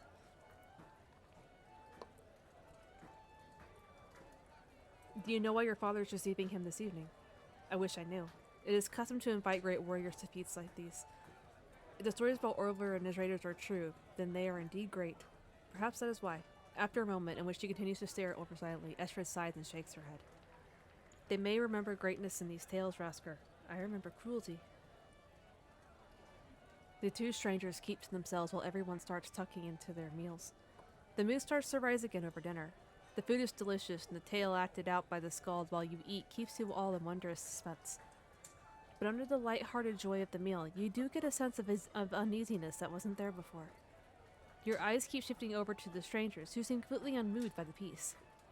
Many of the guests all across the hall take a moment every now and then to turn and look at the pair. And it doesn't seem to bother either of them in the slightest. The second of them, Gunnar, who looks up from his meal every now and then to look around the hall, talking only to his friend. From what you can tell, Orlver himself barely speaks and doesn't look anywhere other than Gunnar or straight ahead. Estrid and Rasker both try to get answers out of their father, but he refuses all questions on the subject. And so, for an hour at least, you eat, drink, and pass the time listening to song, prose, and poetry. And all the while, that uneasiness sits in the depths of your chest, and it makes you more and more restless. As the plates are once again carried away, Ulfgar stands with his goblet held tightly in his hand. Now, some more food will be brought shortly, but first, some toast. Yeah. As it gets at the head table, you feel it's ready to join in, and so you quickly pour yourself a cup of mead. As Ulfgar begins to talk, your attention is suddenly drawn inwards. It's as if a spike hooks into the uneasiness that's been building in your chest. It isn't painful as such, but it feels as though something is peeling open inside you, making you feel exposed. Here is to all of you, my friends. Thank you for your company. You hear Ulfgar's words, but you cannot respond to them as your head spins violently. Out of nowhere, your ears are filled with a low, rumbling growl, unmistakably bestial in nature. It claws at the inside of your mind as it becomes a deep and grave chuckle. And as the guests throughout the hall raise their cups to meet Hetmans, a deafening crack of thunder rolls. Voices across the hall cry out as the very foundations are shaken by the boom. The Hetman staggers, looking up at the ceiling in drunk confusion. As you lose your balance, even sat down, your arm slips and your goblet tilts awkwardly. You expect mead to spill across the table and your clothes. But instead of liquid falling from your cup, it is a gray-white fine powder that falls into your lap.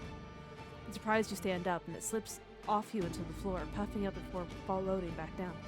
If you didn't know any better, you would say your meat had been turned to ash. Before you can do anything else, the room is shaken by another clap of thunder. This time, the chandeliers are rocked by the blast, and people start to cry out in fear. What is going on? It's some kind of magic, I think. I'm not sure. No, that's not it. You look across at Estrid, so you're staring warily at the ceiling. From the look on her face, you can tell she's experienced exactly the same thing as you. Again, your attention is drawn away suddenly. The lights of the chandeliers have steadied, but you are sure you see a shadow move across the ceiling. But as soon as it catches your eye, everything lies still. And a moment later, there's another crack as the walls of the hall are shaken a third time. Show yourself. It will not, Outlander. You snap around to look at the brand, who has stood quietly and utterly still in the chaos. Unless. You scout the old goat, confused and angry at his inscrutability. As you feel another low rumble deep inside your chest, you feel dizziness overwhelm you again. and then you freeze at the sound of a very familiar voice. Nadim.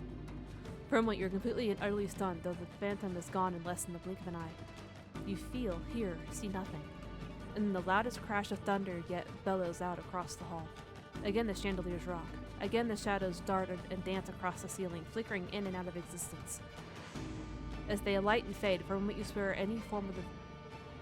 they form the face of some monstrous beast. And the thunder rolls into an echoing, horrifying, guttural roar that leaves you reeling where you stand.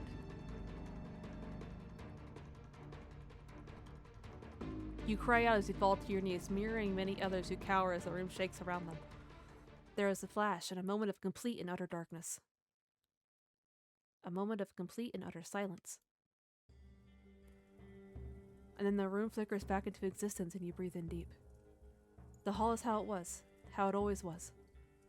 It's as though nothing had ever happened. A murmur quickly breaks out across the hall as everyone therein makes sure that those next to them are unharmed. I have never seen such magic as this before. I doubt very much that anyone alive today has. Evil has reawoken here tonight. There are stories, but I was not sure they were true. Bran still looks completely expressionless at the ceiling. It's as though he is waiting for the shadows to move, or for the howling to start again. Perhaps it was an omen of some kind. It was a monster.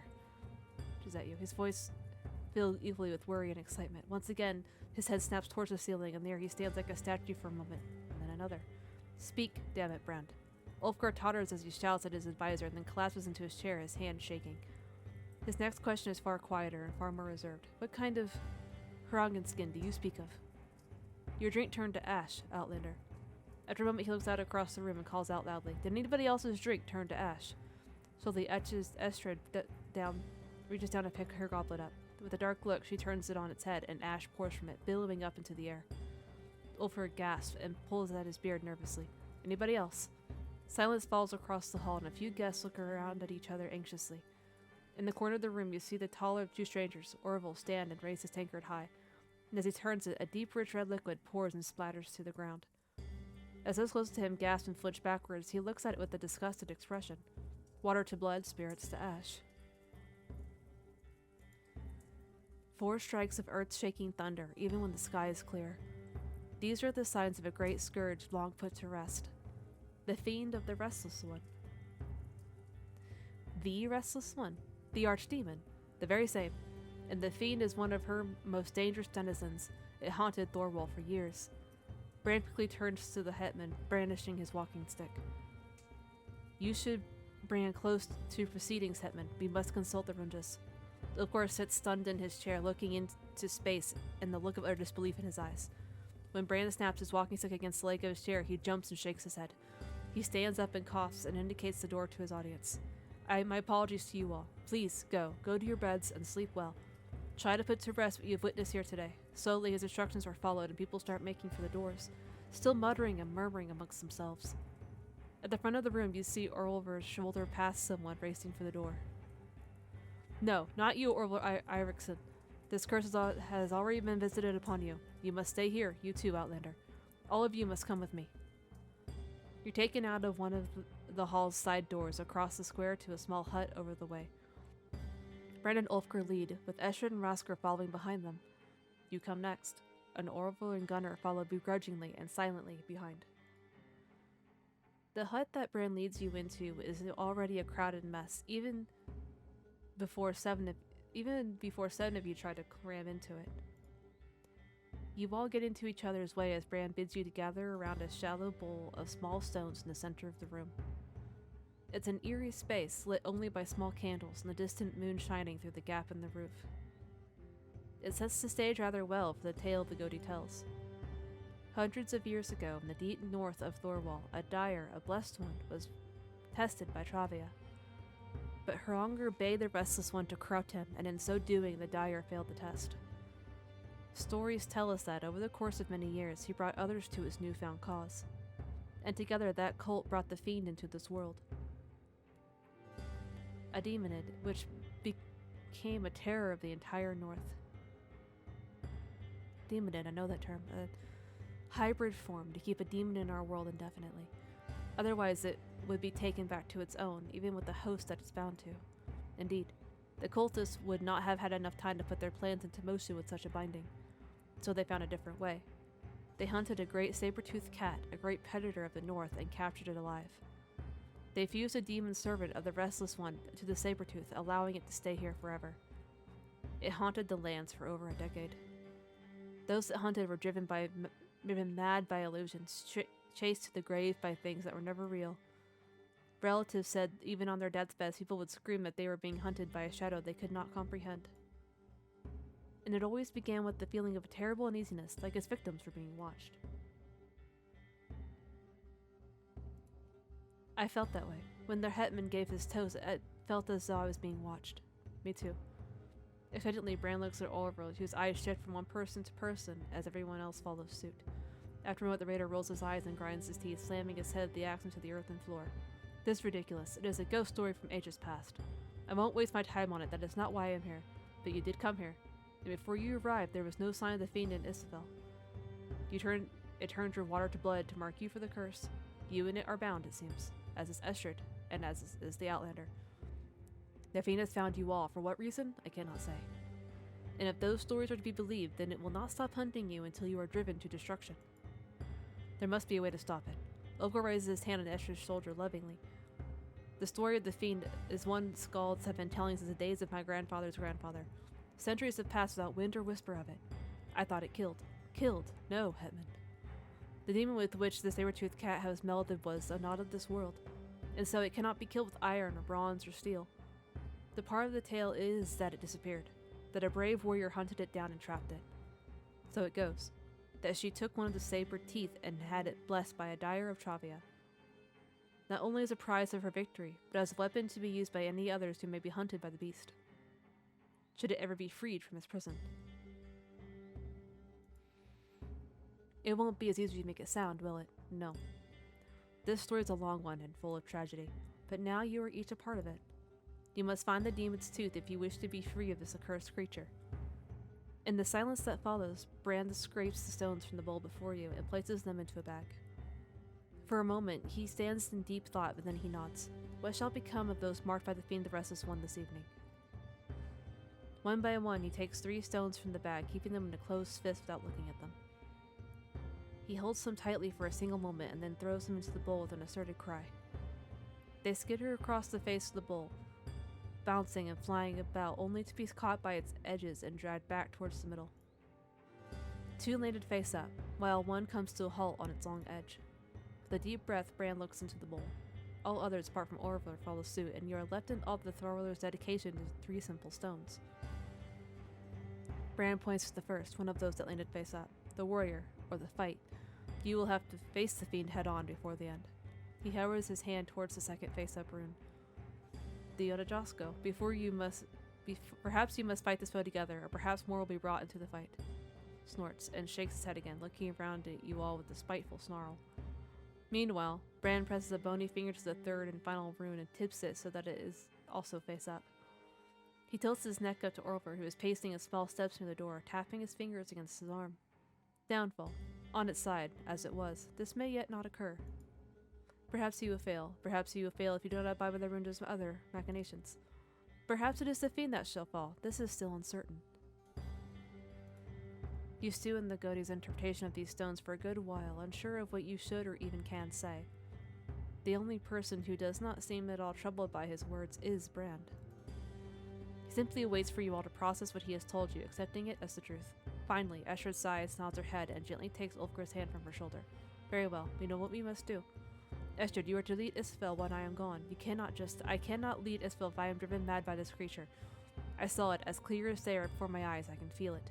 It is my duty to face the fiend. The hetman's brow furrows in angst and drunkenness.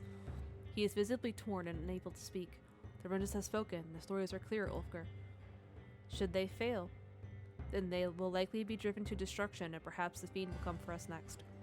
But if they do not even try, I doubt there is any hope at all. The hetman does not react. He is breathing heavily and his hands are shaking. What kind of hetman would I be, father, if I did not do everything I can to protect my people from a threat like this?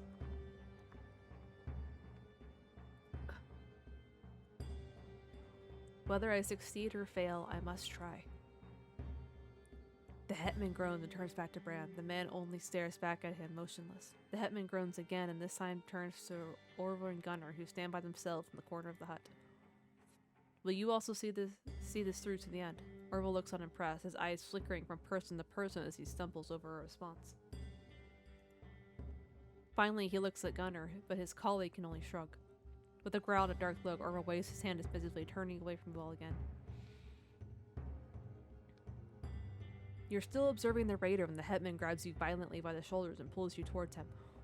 He looks you straight in the eyes as he breathes hot, alcoholic breaths into your face. You are not one of us, Outlander. Not from Isfell, not from Thorwall. You are not bound by our oaths nor by our traditions. But I ask you now, no matter what happens, bring my daughter home. Before you say anything, you slowly and carefully pull the hetman's hands from your shoulders and step back. It doesn't give you any time to process anything that has been said since the attack, but you know he expects a response. I'll go with them, but after everything that has happened here, I don't know if any of us can say that will come next. I can't make any promises. The hetman stares at you as he tries to gauge your words. Your own mind is racing too, and straight away you're unsure as to why you said it. You feel it again, the uneasiness that keeps playing at the center of your being. What is going on? I have hydrated. You're brought back to reality by Ulfgar, who swallows down his nerves and nods. Where is this weapon, Brand? What did the story say of it? Very little, as my memory serves. If she truly believed it would be needed again, I do not think it would have been sent out to sea with the warrior. That what happened to it, I do not know. The story says she was from Jalsinger. If she died there, perhaps I know what became of it. That is on the west coast of the Premier Peninsula. It will take some time. Then it is fortunate indeed that you have a ship that can make such a journey, is it not, Gunnar Wolfson? As they spoke, Estrid is talking quietly to her father. As they finish up, so does she. She stands up to her full height and nods respectfully to the Goldie. I will get my things, and we shall head to the shore right away. Pack light. As Gunnar calls after her, those around you start to filter back out of Brand's hut.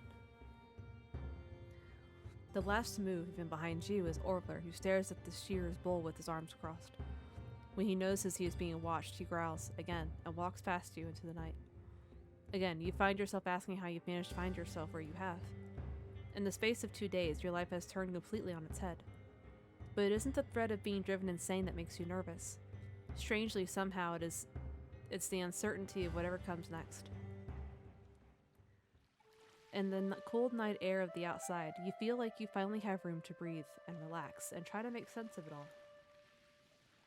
Oliver and Gunnar wander away from the group, talking quietly to one another. Ulfgar, Brand, and Rasker stand about the place too, quietly looking around as if not quite sure what to say or do. Some of the visitors from the feast still mill about the square. One tries to ask Hetman if everything is alright and ask what is going on. Ulfgar simply waves them away, asking them to go to their longhouse to get some rest. Godi. You hear Gunnar pipe up, and you see him walk briskly towards where Brand stands. Are you certain that all of this is necessary? Can't this creature follow us across oceans? Must we really take the hetman's daughter when this stranger with us? Necessary? No. But if stories are to be believed, then there is no running from this. Which may also answer your second question. As for the third, no, you do not have to take them with you, but the Runjas have told us that it may be your only choice. And the hetman will not respond kindly to you dooming his child to die. Overhearing all of this fills you with a new kind of neurosis that makes you regret all the more your words to the hetman. As Gunnar and Orlver turn back to their own company, you look at the others you will now leave behind. If you're going to garner any assistance from them, you should probably do it now.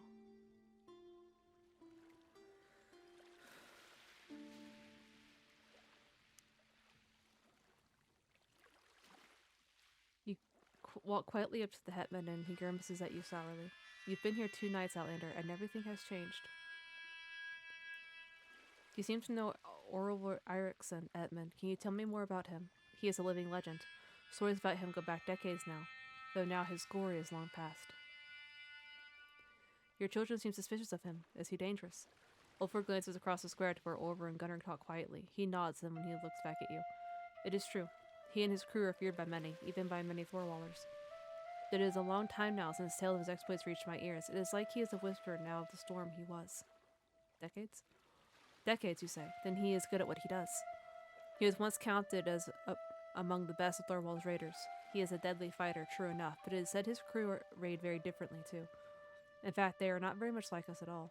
May I ask why he was here today? He seems to weigh something up in his mind for a few moments before he tells you quietly. And it's not that he has been banished from our society, but he seems himself as somewhat of an outcast. I wish to use that to Isabel's advantage. Ask him to keep peaceless raiders out of the Gulf of Prem. Everyone in the hall registers strangely rival these men. Why is that? Ulfgar sighs and looks at the men talking quietly nearby. He is sullen when he turns back to you. In truth, Outlander, they are of an odd group. Nowadays, news of their raiding crews come rarely, and it is always troublesome.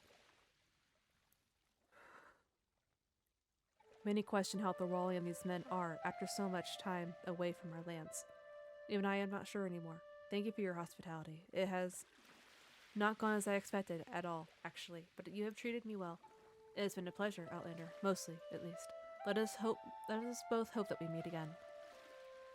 Of everyone present, the Godi seems to be most at peace. The gods watch you closely, Outlander. You must be careful now. Why has the fiend marked me? I'm not a floor brawler. What did I do? Only the gods, the ranges, and the fiend itself know that, Outlander. No story I know tells why the fiend marked the victims it did. It was relentless and cared not whether they were from great families or came from nothing. All I can say is that you are bound to it now, and I must see this through to the end. Can you tell me anything else about the fiend? Only that you will never face an opponent of the likes of it again. Its magic is said to be truly horrifying, and no story does anyone wish to speak of what it shows them. I believe it was only when Travia's blessings that the warrior is able to trap the monster. You may need the gods on your side again before this is all over. You look at the old man for a few moments, trying to work out what to say before you decide nothing is best. You simply bow your head and turn away silently. Conversation is interrupted as Estrid walks back out of the hall. She's pinned back her hair, carries a shield on her back, and her sword by her side. Can we go? Yes. Ulfgar hugs her tightly and says a few words in her ear before she turns to say goodbye to her brother. Her breath is a little shaky as she joins you, and together you walk towards where Ulfgar and Gunnar stand. May the gods favor you on this quest, one and all. Good hunting. Chapter The Keen Wolf. Oh, I didn't get to talk to her brother. Oh well. Ulfgar and Gunnar seem in a hurry to get back to the beach, leaving you and Estrid in their wake. There is no trace of any storm that could have caused the thunder you felt in the hall. In fact, the world feels strangely the same as it always has. In some longhouses, people are still up and about, and those who were at the feast still make their way home. But overall, it is calm and quiet, and the stars in the night sky twinkle to reflect that peace. Oh, goodness. Try as you might, you can't match it, and from the grim expression Estrid wears on her face, neither can she. Do you already have some kind of plan? You call across the gap between you and Orville and Gunnar, which only threatens to grow with every step. Orville seems to ignore the question completely, but after some moments, Gunnar turns to you. Jossinger lies on the far side of the Premier Peninsula. We'll sail from the Gulf around the peninsula. We'll be in Jossinger about a week with good weather. And after that, Gunnar has already turned away and doesn't reply to the question, though you see him look at Orville again. Conversation dies down after that. It seems it is too uncomfortable even for uncomfortable small talk, so you are all wrapped up in the memories of the night. Coming to the longhouse you've been staying in, Gunnar orders you to be quick in grabbing your things. Then you are back on the path to the beach, walking in silence through the night. When you get there, the beach is quiet. As she looks around, Estrid slows to a stop. There are dozens of longships pulled up into the pebbles, all with shield of different designs lining their hulls. But a moment later, you realize what is wrong. There isn't another single person in sight. Where is your Odajasko? It cannot be just you two. Gunnar flies a toothy grin at you, then snorts and shakes his head. They await us in the water, Hetling. Your ship isn't on the beach. You look at the side of the structure, the longship bobbing up and down on the bay. It is a longship, isn't it? Gunnar laughs at the look on both of your faces. He chortles as, in front of him, Orville starts pushing one of the smaller vessels into the water. We don't use an Oda. We have skudas, but we have something bigger too. You'll see. He steps into the boat after Orville and dips it down as you both look at the pair in awe. Are you coming? You glance one last time at Estrid to try and gauge her opinion. She sighs and moves to get on board. You follow her closely, sitting next to Gunnar so that you can row into open water.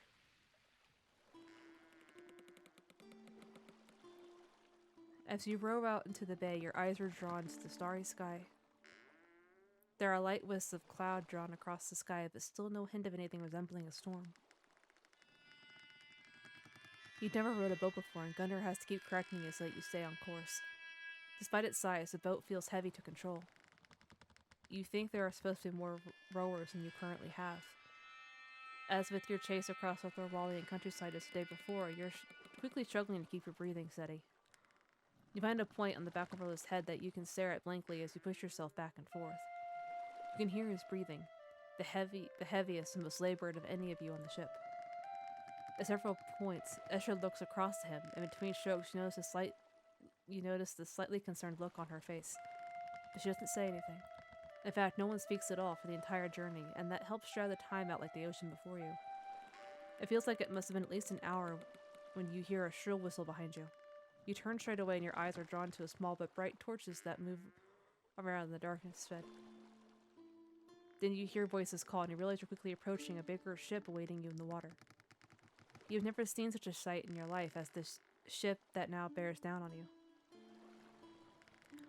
It is nothing like the long ships you've seen while traveling Thorwall, or the ships you remember seeing in Roshel's Arbor. In the flickering torchlight, you see the ship's guardrail lined with Thorwallian shields.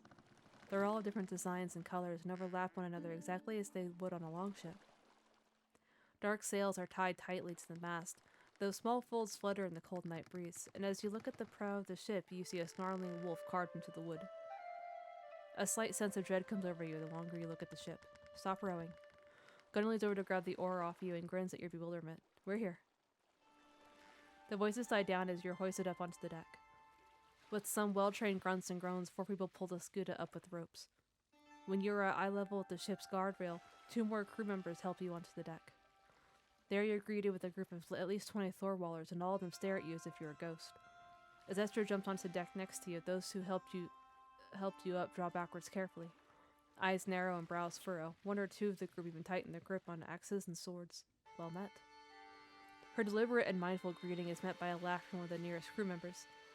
He's an older man, older even than Orville and Gunnar, leaning on a staff that is tucked between his crossed arms. We weren't expecting visitors, Gunnar.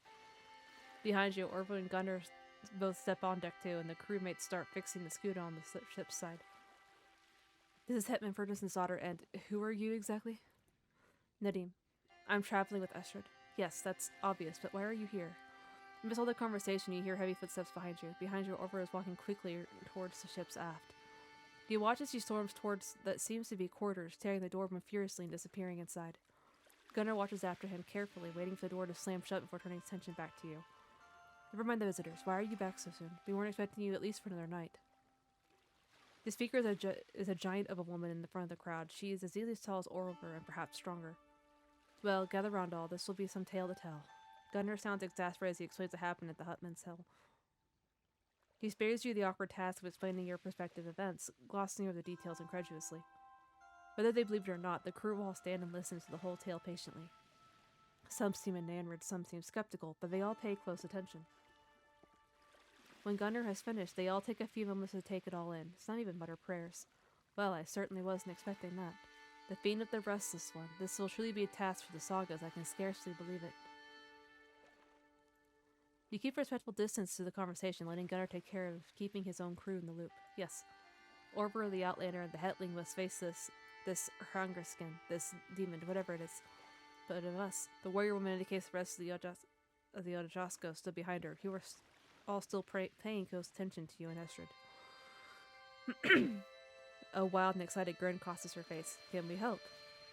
Yes? Maybe. I don't know. Gunnar rolls his eyes as a fierce murmur rolls across around you. He holds his hands out as if to stop them. It's not important now. First we make for Jocelynsker. Time's wasting. Let's go.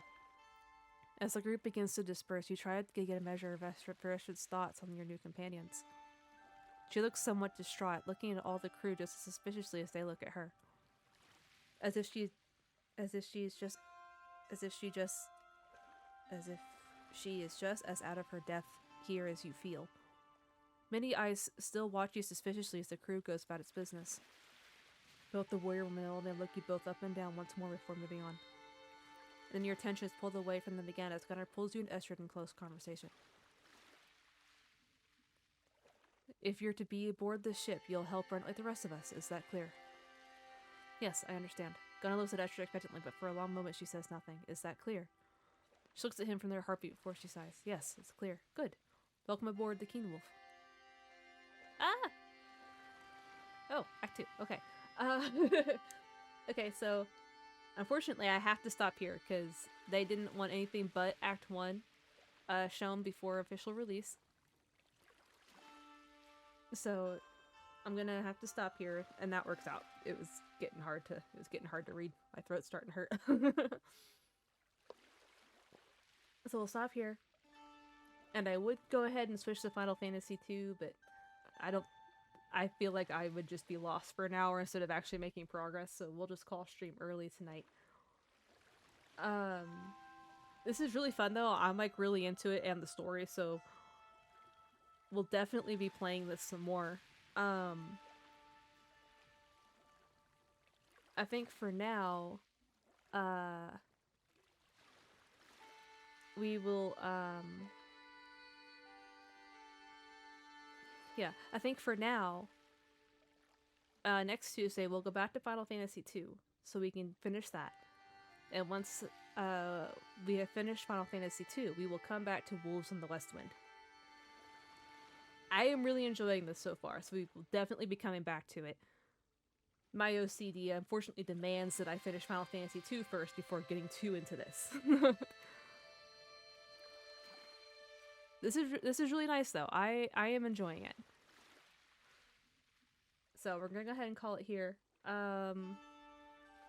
Friday we'll be back to raiding on Final Fantasy 14. We'll be doing the re-clears at least. I don't know what we're doing after that, but so. Well, thanks for enjoying this game with me, and I am definitely excited to come back to it later on once we finish Final Fantasy 2. And you guys have a good night.